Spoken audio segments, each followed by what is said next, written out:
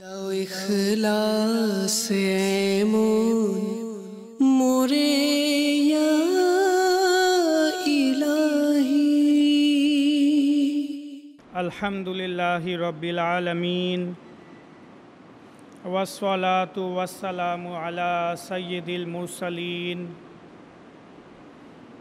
আম্মা বা'দ ফাআউযু বিল্লাহি মিনাশ শাইতানির রাজীম বিসমিল্লাহির রহমানির রহিম। সকলেই পড়ি আসসালাতু ওয়াসসালামু আলাইকা ইয়া রাসূলাল্লাহ, আসসালাতু ওয়াসসালামু আলাইকা ইয়া হাবিবাল্লাহ, আসসালাতু ওয়াসসালামু আলাইকা ইয়া নবিয়াল্লাহ ওয়া আলা আলিকা ওয়া আসহাবিকা ইয়া নূরাল্লাহ।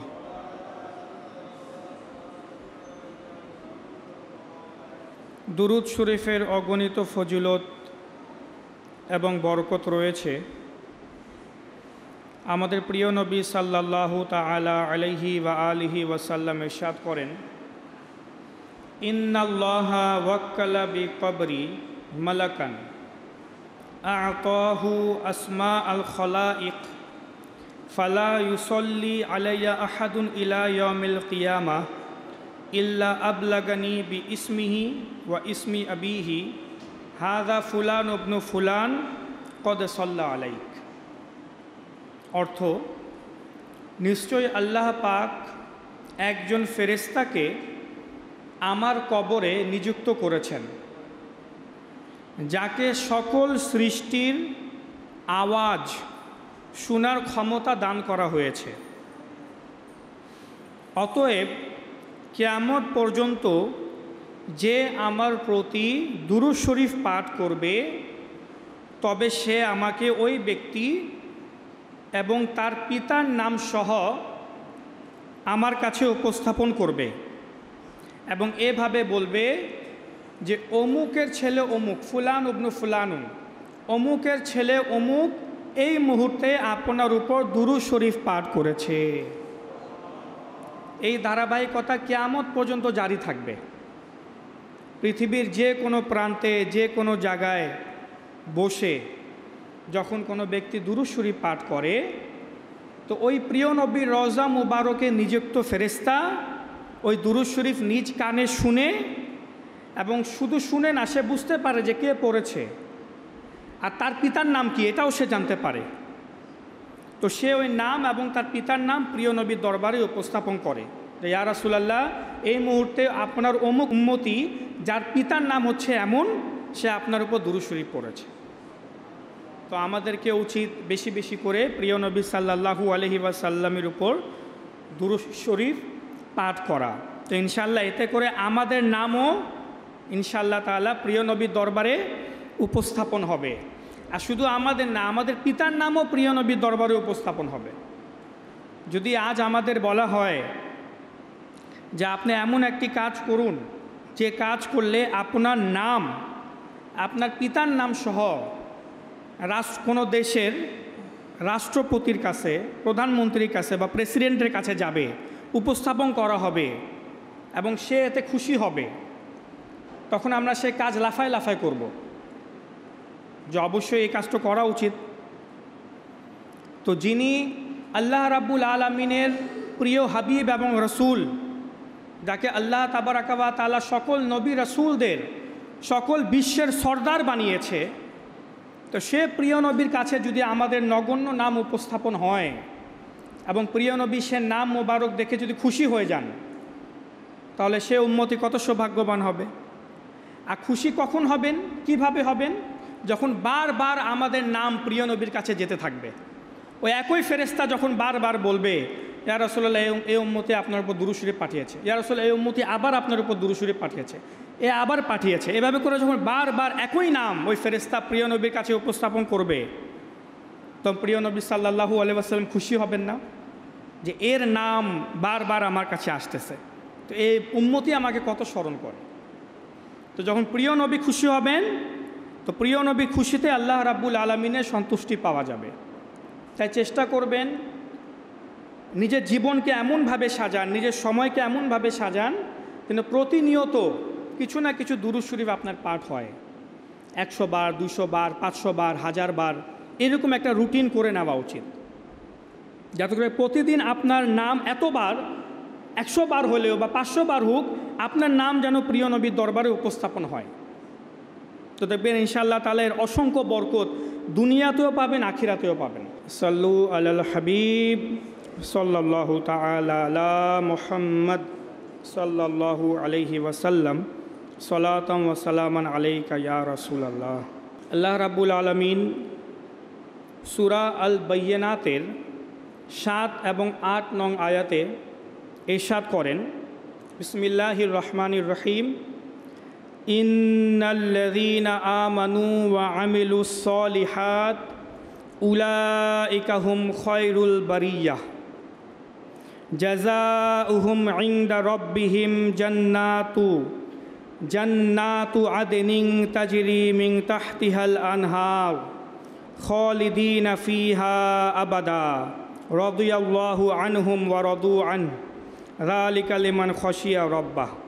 এই আয়াতে মোবারকার অর্থ আল্লাহ তাআলা ইরশাদ করেন, ইন্না শব্দের অর্থ হচ্ছে নিশ্চয়ই। যখন কোনো আয়াতে শুরুতে ইন্না ব্যবহার হয় তখন এই শব্দ বুঝিয়ে দেয় যে পরবর্তীতে যে শব্দ বা যে বাক্য বলা হচ্ছে এটার সত্য হওয়ার ব্যাপারে কোনো সন্দেহ নাই। আল্লাহ তাআলা বলছেন ইন্না নিশ্চয়ই, আল্লাযীনা আমানু যারা ঈমান এনেছে, ওয়া আমিলুস সলিহাত এবং নেক আমল করেছে। নিশ্চয় যারা ঈমান এনেছে এবং নেক আমল করেছে, উলাইকা হুম খায়রুল বারিয়াহ, তাদের প্রতিদান কি? তারা হচ্ছে সৃষ্টির মধ্যে সবচেয়ে শ্রেষ্ঠ। আল্লাহ রাব্বুল আলামিনের বাণী। দুইটি কাজ, এক ঈমান এবং নেক আমল, সৎকর্ম। জাযাউহুম ইনদা রাব্বিহিম, আল্লাহ রাব্বুল আলামিন বলছেন তাদের প্রতিদান, এমন বান্দাদের প্রতিদান তাদের প্রতিপালকের নিকট, জান্নাতু আদনিন তাজরি মিন তাহতিহাল আনহার, তাদের জন্য রয়েছে বসবাসের বাগান। জান্নাতের শাব্দিক অর্থ হচ্ছে বাগান। তো তাদের জন্য রয়েছে বাগান, এমন বাগান, তাজরি মিন তাহতিহাল আনহার, যার তল দেশ থেকে, যার নিচে থেকে নহর প্রবাহিত হচ্ছে। খালিদিনা ফিহা আবাদা, এবং তারা এই বাগানে, এই জান্নাতে সদা সর্বদা থাকবে। রাদিয়াল্লাহু আনহুম ওয়া রাদু আন, তারা এমন যে আল্লাহ রাব্বুল আলামিন তাদের প্রতি খুশি এবং ওই সকল বান্দারাও আল্লাহ তাবারাকা ওয়া তাআলার প্রতি খুশি।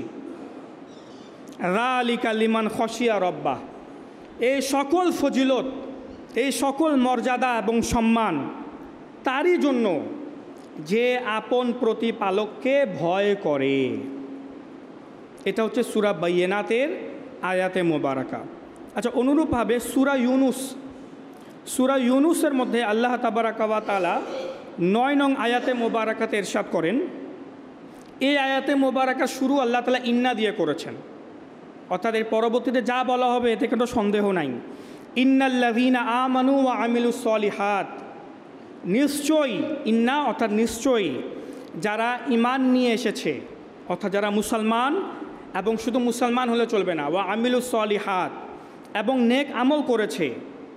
ইয়াহদিহিম রব্বুহুম বিঈমানিহিম, আল্লাহ রাব্বুল আলামিন তাদের ঈমানের কারণে তাদেরকে হেদায়েত দিবেন, তাদের প্রতিপালক তাদেরকে সঠিক পথ দেখাবেন। তাজরি মিন তাহতিহিমুল আনহার, এবং এমন জান্নাত প্রদান করবেন যার তল দেশ থেকে নহর প্রবাহিত হচ্ছে। ফি জান্নাতিন নাঈম, নেয়ামতের বাগান সমূহে, এমন বাগান, এমন জান্নাত যেখানে অসংখ্য নেয়ামত এবং তার নিচ থেকে আবার নহর প্রবাহিত হচ্ছে। বুখারী এবং মুসলিম শরীফের হাদিসে মুবারাকা সমূহে রয়েছে, এখানে যে নহর বলা হয়েছে, যে নহর প্রবাহিত হচ্ছে, হাদিসে মোবারাকাতে প্রিয় নবী সাল্লাল্লাহু আলাইহি ওয়াসাল্লাম ইরশাদ করেন যে নহর দ্বারা উদ্দেশ্য হচ্ছে যে জান্নাতে 4টি নহর রয়েছে। কয়টি? 4টি নদী রয়েছে বা নহর রয়েছে। একটি পানির, দ্বিতীয়টি হচ্ছে দুধের, তৃতীয়টি মধুর এবং চতুর্থটি শরবত, এক রকমের শরবতের। অতঃপর এগুলো থেকে নদী বের হয়ে প্রত্যেকের স্থানে স্থানে যাচ্ছে। নদীগুলোর এক পাশ মুক্তোর এবং অপর পাশ ইয়াকুতের। আর এই নদীগুলোর মাটি হচ্ছে খাঁটি মুশকের, যার থেকে সর্বদা সুগন্ধি বের হয়। এই সকল নিয়ামত আল্লাহ তাআলা জান্নাতীদের জন্য রেখেছেন, যারা নেক আমল করে, মুসলমান এবং সৎকর্ম করে, নেক আমল করে, ভালো কাজ করে। জান্নাতে সর্বপ্রথম বা সর্বপ্রকার সুস্বাদু খাবার থাকবে, যে যা চাইবে সাথে সাথেই তার সামনে বিদ্যমান থাকবে। হাদিসে মোবারকাতে রয়েছে যে জান্নাতে এক জান্নাতি ব্যক্তি দেখবে যে একটি পাখি উড়ে যাচ্ছে, তো সে পাখিকে দেখে খাবার ইচ্ছা পোষণ করবে, তো সাথে সাথে ওই পাখি রোস্টেড হয়ে, রান্না হয়ে তার সামনে চলে আসবে। জান্নাতবাসীদের যখন তৃষ্ণা অনুভব হবে, সে শুধু আকাঙ্ক্ষা করবে পান করার, সাথে সাথে তার সামনে একটি পাত্র চলে আসবে পানি পান করার। আর যতটুকু তার তৃষ্ণা মিটানোর জন্য প্রয়োজন ততটুকুই পানি সাথে থাকবে, না তার চেয়ে বেশি না তার চেয়ে কম। তার তৃষ্ণা নিবারণ হয়ে যাওয়ার পর অটোমেটিকটা অদৃশ্য হয়ে যাবে ওই পাত্রটি, তা ধোয়া মোছার কোনো টেনশান নাই। আল্লাহ রাব্বুল আলামিন এত আরাম আয়েশে রেখেছেন জান্নাতের মধ্যে। তো এটা কাদের জন্য? যারা এই পৃথিবীতে থেকে নেক আমলকে অগ্রাধিকার দেয়, নেক আমলকে প্রাধান্য দেয়। নেক আমল শব্দের অর্থ শুধু এই নয় যে শুধু নামাজ পড়ব, না, শুধু টুপি পরে নামাজ পড়তে চলে আসলাম, শুধু এটা নেক আমল না। শুধু নামাজ, রোজা, হজ, জাকাত নেক আমল না। দুরূদ শরীফ পাঠ করা নেক আমল, কোরআন শরীফের তেলাওয়াত করা নেক আমল, কারোর সাথে ভালো আচরণ করা নেক আমল, মুচকি হাসে কথা বলা নেক আমল, কারো পেরেশানিকে, কারো দুশ্চিন্তাকে দূর করে দেওয়া নেক আমল, রাস্তা থেকে কোনো এমন একটা জিনিস যা অন্য মানুষের জন্য কষ্টকর হবে তা সরিয়ে দেওয়া নেক আমল, কাউকে ঋণ দিয়ে দেওয়া তার সাহায্যের জন্য নেক আমল, সম্পর্ক বজায় রাখা নেক আমল, এসব কিছু নেক আমল। আখিরাতের চিন্তা ভাবনা করা নেক আমল, কবরের প্রস্তুতি গ্রহণ করা নেক আমল, হালাল উপার্জন করা নেক আমল, পরিবার পরিজনের ভরণ পোষণ করা নেক আমল, নিজের পরিবার পরিজনকে দ্বীনে ইসলামের শিক্ষা দেওয়া নেক আমল। অর্থাৎ ওই সকল কাজ যার মধ্যে আল্লাহর সন্তুষ্টি রয়েছে, আল্লাহর মাখলুকের আরাম রয়েছে, শান্তি রয়েছে, প্রশান্তি রয়েছে, ওই সকল কাজ হচ্ছে নেক আমল। তো এটা আমাদের উপর নির্ভর করে যে আমরা নেক আমলকে প্রাধান্য দিব নাকি আল্লাহর নাফরমানিকে প্রাধান্য দিব। মনে রাখবেন, আমাদেরকে আল্লাহ তাআলা 2টি অপশান দিয়েছেন। কয়টি অপশান? 2টি। হয়তো নেক আমল করে নিজেকে গুনাহ থেকে বাঁচিয়ে আল্লাহ রাব্বুল আলামিন সন্তুষ্টিমূলক কাজ করে সৎকর্ম করতে করতে নিজের জীবনকে অতিবাহিত করে দেওয়া এবং জান্নাতের অধিকার হয়ে যাওয়া।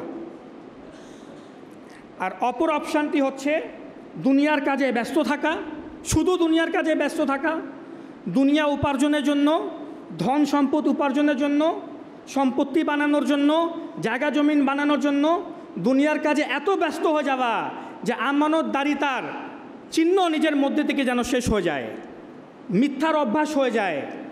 উপার্জন কোথা থেকে হচ্ছে, হালাল নাকি হারাম, সে পন্থা ভুলে যাওয়া, শুধু উপার্জন হলেই হয়েছে। সুদ ঘুষের পার্থক্য না করা, হালাল হারামের পার্থক্য না করা, জায়েজ না জায়েজ, বৈধ অবৈধর পার্থক্য না করা এবং নিজের পরিবার পরিজন, স্ত্রী সন্তানের জন্য নিজের জীবনকে ধ্বংস করে দেওয়া, আখিরাতকে ধ্বংস করে দেওয়া। আর এইভাবে ধ্বংস করতে করতে নিজেকে জাহান্নামের ভাগীদার বানিয়ে ফেলা, এটা হচ্ছে আরেকটা অপশান। তো এটা আমাদের উপর আমরা কোনটি বেছে নেব। যেমন এখন আয়াতে মোবারকা শুনলাম যে আল্লাহ রাব্বুল আলামিন জান্নাতবাসীদের জন্য, অর্থাৎ যারা সৎকর্ম করতে করতেই যারা নেক আমলকে অগ্রাধিকার দেয়, নেক আমলকে প্রাধান্য দেয়, ইন্নাল্লাযীনা আমানু ওয়া আমিলুস সলিহাতকে যারা প্রাধান্য দেয়, তাদের জন্য তো জান্নাত রয়েছে, আদনিন তাজরি মিন তাহতিহাল আনহার রয়েছে। কিন্তু যারা শুধু দুনিয়াকে প্রাধান্য দেয়, তাদের পরিণাম শুনুন। প্রথম অপশানের ফজিলত তো আমরা শুনলাম, এখন দ্বিতীয় অপশান, শুধু দুনিয়া দুনিয়া যারা করে তাদের প্রতিদান শুনুন। প্রিয় নবী সাল্লাল্লাহু তাআলা আলাইহি ওয়াসাল্লাম আজ থেকে 1400 বছর পূর্বে বলেছেন, তিনি ইরশাদ করেন যে মানুষের মাঝে একটি যুগ এমন আসবে যে সে ব্যক্তি ছাড়া কোনো দিনদারের দিন নিরাপদ থাকবে না, যে নিজের দিন নিয়ে, নিজের ঈমান নিয়ে একটি পাহাড় থেকে আরেকটি পাহাড়ে এবং একটি গুহা থেকে আরেকটি গুহাতে পালাবে না নিজের ঈমান এবং দিনকে বাঁচানোর জন্য। সে সময় রোজি উপার্জন করা, প্রিয় নবী যে কথা 1400 বছর পূর্বে বলেছেন তা আজ বাস্তবায়ন হচ্ছে, তা সত্যি আজ হচ্ছে। শুনুন, সে সময় রোজি রিজিক উপার্জন করা, অর্থ উপার্জন করা আল্লাহ তাআলার অসন্তুষ্টি ব্যতীত সম্ভব হবে না। এমন একটি যুগ চলে আসবে যখন অবস্থা হবে তখন লোকেরা নিজের স্ত্রী সন্তানদের হাতেই ধ্বংসে পতিত হবে। যদি স্ত্রী সন্তান না থাকে তবে পিতামাতার হাতে ধ্বংস হবে, এবং যদি পিতামাতা না থাকে তবে তার ধ্বংস তার আত্মীয় এবং প্রতিবেশীদের হাতে হবে। সাহাবায়ে কেরামগণ আরজ করলেন, ইয়া রাসূলুল্লাহ সাল্লাল্লাহু তাআলা আলাইহি ওয়াসাল্লাম, এটা কিভাবে সম্ভব যে মানুষ তার স্ত্রীর হাতে, সন্তানদের হাতে, পিতামাতার হাতে, আত্মীয় স্বজনদের হাতে ধ্বংস হবে? এটা কিভাবে সম্ভব? তো প্রিয় নবী সাল্লাল্লাহু আলাইহি ওয়াসাল্লাম ইরশাদ করেন, তারা তাকে স্বল্প রোজগারের কারণে লজ্জিত করবে, তখন সে নিজেকে ধ্বংসের স্থানে নিয়ে যাবে। স্ত্রী বলবে যে অমুকের হাজব্যান্ডকে দেখো, স্বামীকে দেখো, সে তাকে বড় বড় শপিং মলে গিয়ে মার্কেটিং করায়, আর তুমি মাসের পর মাস হয়ে গিয়েছে আমাকে শপিং করাইতে নিয়ে যাও নাই, মার্কেট করাইতে নিয়ে যাও নাই, আমাকে কোনো নতুন পোশাক দাও নাই। স্ত্রী বলে যে অমুকের হাজব্যান্ডকে দেখো, প্রত্যেক মাসে নিজের স্ত্রীকে নতুন পোশাক কিনে দেয়, আর তুমি আমাকে মাসের পর মাস হয়ে গিয়েছে কিছু কিনে দাও নাই, আমার কসমেটিক শেষ হয়ে গেছে, আমার পোশাক শেষ হয়ে গেছে, কোথাও ঘুরাইতে নিয়ে যাও নাই, অমুককে দেখো, এভাবে খোঁটা মারবে। সন্তানেরা বলবে অমুকের পিতা কত ভালো, নিজের সন্তানদের জন্য কত খরচ করে, আপনি আমাদের জন্য কি করেছেন? পিতা মাতা বলবে যে অমুকের সন্তান কত ভালো, নিজের পিতা মাতার জন্য কত খরচ করে, তুমি আমাদের জন্য কি করেছো, কি করতে পারলে? তোমার জন্য আমরা এত অর্থ খরচ করলাম, পড়াশোনা করাইলাম, কিছু করতে পারলে না, এখনও বেকার। তখন এমন পরিস্থিতি যখন দাঁড়ায়, তো যে কোনো মানুষ সে মেন্টালিভাবে এমন অপদস্থ হবে যে তখন উপার্জনের জন্য সে দেখবে না যে আমি খারাপভাবে উপার্জন করছি না ভালোভাবে উপার্জন করছি, হালাল দেখে যাচ্ছি না হারাম দেখে যাচ্ছি। আর বর্তমান পরিস্থিতি এমন, বর্তমান অবস্থাই এমন। মনে রাখবেন, প্রিয় নবী সাল্লাল্লাহু তাআলা আলাইহি ওয়াসাল্লামের হাদিসে মোবারকা কানে কানে সত্য হচ্ছে, কানায় কানায়। প্রিয় নবী বলেন যে ইয়াতি আলান নাসি জামানুন, মানুষের মাঝে একটি যুগ এমন আসবে, লা ইউবালিল মারউ মা আখাযা মিনহু আমিনাল হালাল আম আমিনাল হারাম। মানুষের মাঝে এমন একটি যুগ আসবে যে মানুষ এ বিষয়ে কোনো ভ্রুক্ষেপ করবে না যে সম্পদ কোথা থেকে অর্জন করছে, হারাম তরিকায় না হালাল তরিকায়, এ ভ্রুক্ষেপ মানুষ করবে না, শুধু অর্থ উপার্জন করবে সবাইকে খুশি করার জন্য। কেন? সবাই অর্থের পাগল, অর্থের পাগলদের খুশি করার জন্য নিজে অর্থের পাগল হয়ে যেতে হবে। এটা হচ্ছে অবস্থা। মুফতি আহমদ ইয়া খান নাইমি রহমতুল্লাহি তাআলা আলাইহি এই হাদিসের ব্যাখ্যায় বলেন যে শেষ জমানায় লোক দিনের প্রতি অসাবধান হয়ে যাবে, পেটের চিন্তায় চারদিকে ফেসে যাবে, উপার্জন বৃদ্ধি, সম্পদ জমা করার চিন্তা, সকল হালাল এবং হারাম নেয়াতে ভীতিহীন হয়ে যাবে, যেমনটি আজকাল প্রসার লাভ করছে। মুফতি আহমদ খান নাইমি রহমাতুল্লাহি তাআলা আজ থেকে 70-80 বছর আগেকার অনেক বড় একজন মুহাদ্দিস এবং মুফাসসির। তিনি নিজের যুগে বলছেন যে এই হাদিসে মোবারকা বাস্তবায়ন হচ্ছে, আজকের যুগে দেখা যাচ্ছে, প্রচার প্রসার হচ্ছে এই বিষয়টি, কিন্তু আজ এটা আরও বেশি বেড়ে গিয়েছে। তো যেই পরিবারের জন্য আমরা দিন রাত উপার্জন করি, তারাই কাল কিয়ামতে আমাদের অপদস্থতার কারণ হতে পারে।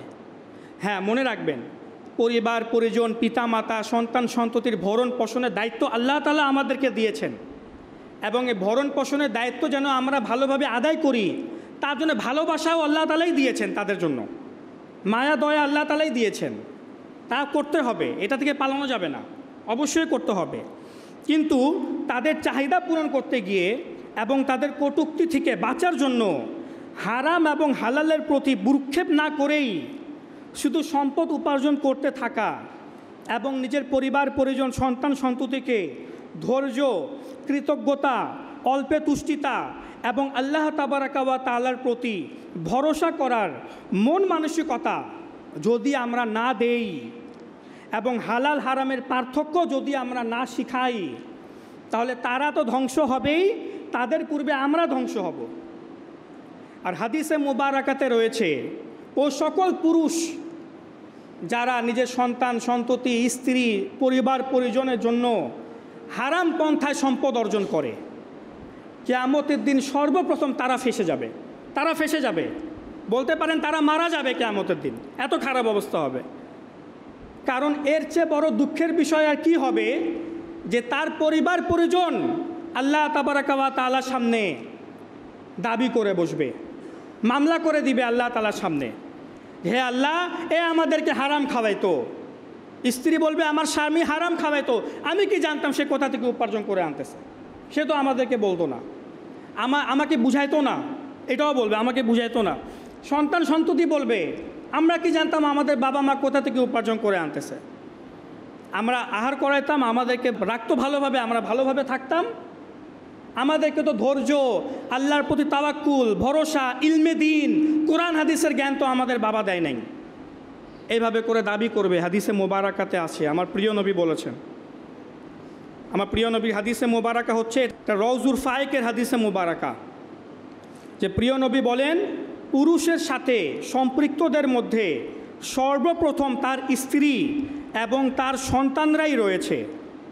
তারা সবাই, অর্থাৎ স্ত্রী এবং সন্তান, কিয়ামতের দিন আল্লাহ তাবারাকা ওয়া তাআলার দরবারে আরজ করবে, হে আমাদের রব, আমাদেরকে এই ব্যক্তি থেকে আমাদের হক আদায় করে দিন। কত বড় একটি কথা, আমাদের হক আদায় করে দিন। কেননা সে কোনো দিন আমাদেরকে দিনই বিষয় শিক্ষা দেয়নি।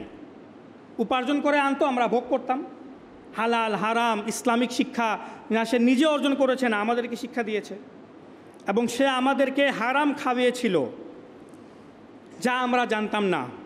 অতঃপর সেই ব্যক্তিকে হারাম উপার্জনের জন্য এমনভাবে মারা হবে যে তার মাংস ঝরে যাবে।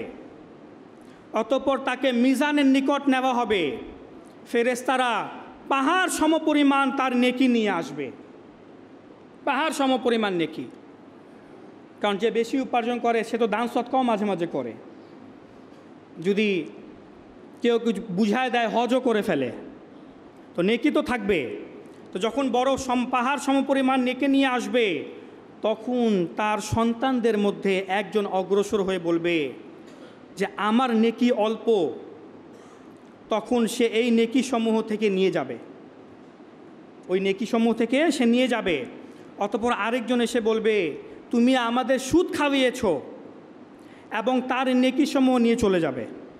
এমনইভাবে তার পরিবারের লোকেরা তার সব নেকি নিয়ে চলে যাবে, এবং সে তার পরিবার পরিজনদের দিকে দুঃখ ভারাক্রান্ত এবং অসহায়ভাবে তাকিয়ে বলবে, এখন আমার ঘাড়ে সেই গুনাহ ও অত্যাচার সমূহ রয়ে গেছে যা আমি তোমাদের জন্যই পৃথিবীতে করেছিলাম। ফেরেশতারা বলবে, সে ওই দুর্ভাগা ব্যক্তি যার নেকি সমূহ তারই পরিবারের লোকেরা নিয়ে গেছে, এবং সে তাদেরই কারণে জাহান্নামে চলে গেছে। ছিল জান্নাতি, নেকি সমূহ ছিল, কিন্তু এখন সে জাহান্নামী হয়ে গেছে। অনেক মানুষদের দেখা যায় সম্পদ জমা করার জন্য, অর্থ উপার্জনের জন্য। অর্থ উপার্জন মানুষ কেন করে? নিজের জন্য, নিজের পরিবার পরিজনের জন্য। তাই অর্থ উপার্জন করতে গিয়ে মানুষকে ঘুরায়, মানুষের কাজ করে না, মানুষকে ঘুরাতে থাকে। মানুষ থেকে ঋণ নেয়, ঋণ নিয়ে ডেট দিতে থাকে একটার পর একটা, অমুক দিন আসো, অমুক দিন আসো, ঋণ দেয় না। আচ্ছা, কাজ করে দিবে, কাজ করে দেওয়ার জন্য তাকে ঘুষ দিতে হবে। ঘুষ দিলে কাজটি 1 ঘন্টার মধ্যে হয়ে যাবে, ঘুষ না দিলে 1 বছরেও হবে নাকি সন্দেহ আছে। কেন করতেছে এগুলা? নিজের জন্য, নিজের পরিবার পরিজনের জন্য। এখন যে নিজে কাজ করাতে এসেছে সে বাধ্য হয়ে তাকে ঘুষ দিচ্ছে আর সে হারাম নিচ্ছে। তো এই সব অর্থ, এই সব টাকা পয়সা, সম্পত্তি হিসাব কিয়ামতের দিন এইভাবে তার থেকে আদায় হবে। এইটা হচ্ছে দ্বিতীয় অপশান, যে আমরা দুনিয়াদারি করে, বেইমানি করে, মানুষদের কষ্ট দিয়ে, হারাম তরিকায় যদি সম্পদ অর্জন করি এবং গুনাহের মধ্যে আমাদের জীবন অতিবাহিত করি, তো পরিণাম এমন হবে যে ভালো আমল নিয়ে মরার পরেও কিয়ামতের দিন জাহান্নামী হিসাবে সাব্যস্ত হব। আর যদি না, নিজেকে গুনাহ থেকে বাঁচিয়ে রাখি, নিজের পরিবার পরিজনকে, সন্তান সন্ততিকে প্রথম থেকেই দ্বীনে ইসলামী শিক্ষা দেই, আল্লাহর প্রতি ভরসা, বিপদ আপদে ধৈর্য, সহিষ্ণুতা, ভালো আচরণ, আমানতদারিতা, সত্যবাদিতা, নামাজ, কোরআন তেলাওয়াত, আল্লাহর প্রতি ভয়, প্রিয় নবীর ভালোবাসা, হুজুর সাল্লাল্লাহু আলাইহি ওয়াসাল্লামের সুন্নত, এগুলোর প্রতি যদি আমরা শিক্ষা দেই, ইসলামিক তালিম যেটাকে বলে, ইসলামিক শিক্ষা যদি আমরা দেই আমাদের সন্তানকে, স্ত্রীকে, পরিবার পরিজনকে, সবাইকে, আর নিজেও নেক আমল করি, তো দেখবেন ইনশাআল্লাহ তাআলা পৃথিবীতেও ভালো ফলাফল থাকবে, বরকত থাকবে, মৃত্যুর পরেও নাজাত। কোনো ছোট আমলকে কখনো ছোট মনে করবেন না, কোনো ছোট আমলকে কোনো ছোট মনে করবেন না। সকল প্রকারের নেক আমল করতে থাকুন, নিজেকে হারাম থেকে বাঁচিয়ে। আর যত মানুষের উপকার করতে পারেন, সমাজের উপকার করতে পারেন, নিজের উপকার করতে পারেন, আল্লাহর সন্তুষ্টি সামনে রেখে তা করতে থাকুন। নেক আমলকে প্রাধান্য দিন, কারণ আল্লাহ তাআলা বলেছেন ইন্নাল্লাযীনা আমানু ওয়া আমিলুস সলিহাত, নিশ্চয় যারা ঈমান নিয়ে এসেছে, অর্থাৎ যারা মুসলমান, নিশ্চয় যারা মুসলমান এবং নেক আমল করেছে। তো আমরা মুসলমান মনে করে আমরা পার পেয়ে গিয়েছি, ওনাকে মনে করে আমি তো মুসলমান, আমার কোনো টেনশন নেই। না, নেক আমল করতে হবে, সে যেটাই নেক আমল হোক না কেন, ভালো মানুষ হতে হবে। এক খারাপ মহিলা, বনি ইসরায়েলের এক খারাপ মহিলা, এটা মুসলিম শরীফের হাদিসে মোবারকা, যে এক খারাপ মহিলা, সে অপকর্ম করত, খারাপ কাজ করত। তো এমন এক মহিলা একবার একটি কূপের পাশ দিয়ে যাচ্ছিল, কুয়া বা কূপের পাশ দিয়ে যাচ্ছিল, তো দেখলো যে একটি কুকুর তৃষ্ণায়, তীব্র তৃষ্ণায় মতোয়ারা হয়ে ওই কূপের পাশ দিয়ে ঘুরছে, কিন্তু কূপে তো পানি বের করতে পারছে না কুকুরটি। তো ওই মহিলার খারাপ লাগলো যে এই কুকুর বেচারা কত তৃষ্ণার্ত। সে কী করলো, কূপ থেকে কোনো মতে কষ্ট করে পানি বের করে সে কুকুরের তৃষ্ণা নিবারণ করাইল। তার ইন্তেকালের পর আল্লাহ রাব্বুল আলামিনকে তার এই আমল এত পছন্দ হলো যে তার ইন্তেকালের পর আল্লাহ রাব্বুল আলামিন তাকে ক্ষমা করে দিলেন। তো এটা হচ্ছে নেক আমলের বরকত, যে যদি আমরা নেক আমলকে প্রাধান্য দেই। বর্তমানে মানুষের মন মানসিকতা এমন হয়ে গেছে, আরে যা হবে দেখা যাবে, এত দিনদারি দেখার সময় আছে, আরে মিথ্যা না বললে কি চলতে পারবো বর্তমানে, একটু যদি 2 নম্বরই না করি অর্থ উপার্জন হবে, সব তো করতেছি পরিবার পরিজনের জন্য, নিজের জন্য। এত ভালো সেজে দুনিয়াতে চলা যায় না, এত ভদ্র সেজে দুনিয়াতে চলা যায় না, এইরকম আমাদের মেন্টালিটি হয়ে গেছে। তো এত সব 2 নম্বরই, মিথ্যাবাদী, বেঈমানি সব বের হবে মৃত্যুর সময়, সব বের হবে কিয়ামতের দিন, যখন তার পরিবার পরিজনই আসবে প্রতিশোধ নিতে, যে আমাদের নেকি দাও, তোমার কারণে আমরা কেন জাহান্নামে যাব। বর্তমানে পরিস্থিতি এমন হয়ে গেছে। ছোট ছোট নেক আমল বড় তো করতেই হবে, নামাজ রোজা হজ জাকাত তো করতেই হবে, ভালো আচরণ তো করতেই হবে, মানুষের মন ভাঙা যাবে না, সবার সাথে ভালো আচরণ করতে হবে। আমি বলছি ছোট ছোট নেক আমলকে আমরা যখন প্রাধান্য দেওয়া শুরু করব, তো অটোমেটিক্যালি বড় বড় নেক আমলকেও আমরা পালন করা শুরু করে দিব। এক বুজুর্গ ব্যক্তির ইন্তেকালের পর একজন তাকে স্বপ্নে দেখে জিজ্ঞাসা করলো, মা ফাআল আল্লাহু বিকা, যে আল্লাহ রাব্বুল আলামিন আপনার সাথে কেমন আচরণ করেছে আপনার মৃত্যুর পর। তো তিনি বলেন, তিনি কিন্তু আল্লাহর ওলি ছিলেন, সারা জীবন ইবাদত গুজার। তিনি বলেন যে আমার মৃত্যুর পর আল্লাহ রাব্বুল আলামিন আমাকে বলেন যে আমি তোমার একটি ইবাদতও কবুল করি নাই। কি বলেন? আমি তোমার একটি ইবাদতও কবুল করি নাই। তুমি পৃথিবীতে থাকা অবস্থায় 1000 দিরহাম সদকা এবং খয়রাত করেছিলে, আমি তার মধ্যে থেকে একটি দিরহামও কবুল করি নাই। তখন ওই বুজুর্গ বলেন, হে মহান আল্লাহ, তাহলে তো আমি ধ্বংস হয়ে গেছি, আমি তো ধ্বংস হয়ে গেলাম, ধ্বংস হয়ে ধ্বংস।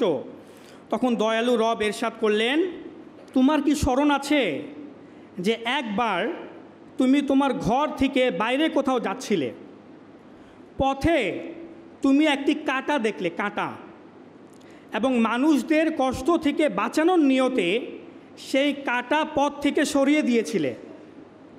আমি তোমার সে আমল কবুল করে নিয়েছি, আর সেই আমলের কারণে আমি তোমাকে ক্ষমা করে দিলাম, যাও তুমি জান্নাতে চলে যাও।